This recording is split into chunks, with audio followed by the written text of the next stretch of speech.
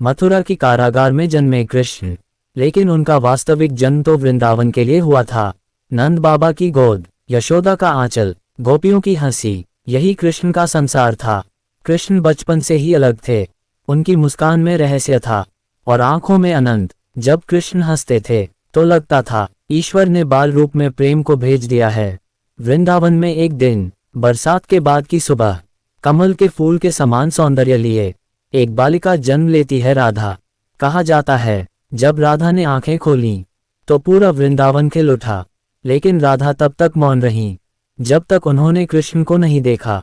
और जैसे ही कृष्ण ने राधा का हाथ थामा, राधा मुस्कुराई, मानो आत्मा ने आत्मा को पहचान लिया। कृष्ण की शरारतें, माखन चोरी, गोपियों की शिकायतें और हर शिकायत के अंत में एक मुस्कान। राधा हर दृश्य में मौन थीं, लेकिन कृष्ण हर पल उन्हें देखते थे।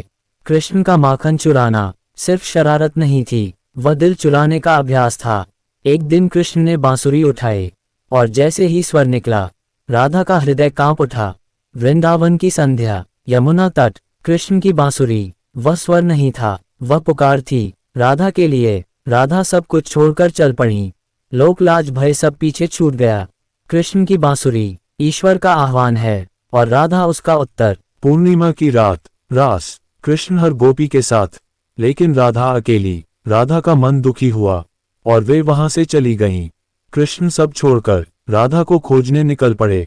जहां राधा नहीं, वहां कृष्ण भी नहीं। जब कृष्ण ने राधा के चरण पकड़े, तब रास पूर्ण हुआ। समय बदला, कृष्ण को मथुरा जाना पड़ा। वृंदावन सूना हो गया। राधा जीवित थीं, लेकिन जीवन ठहर गया। विरह वह अग्नि है जो प्रेम को ईश्वर बना देती है। राधा ने हर श्वास में कृष्ण को जिया। कुरुक्षेत्र, वर्षों बाद राधा और कृष्ण आमने सामने। कोई शब्द नहीं, कोई स्पर्श नहीं। जब प्रेम पूर्ण हो तो शब्द व्यर्थ हो जाते हैं।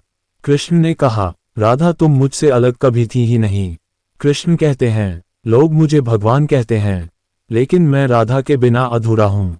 राधा कहती हैं, मैं प्रेम हूँ और कृष्ण मेरा कारण। आज भी जब कोई सच्चे मन से प्रेम करता है तो वह राधा कृष्ण को जीता है।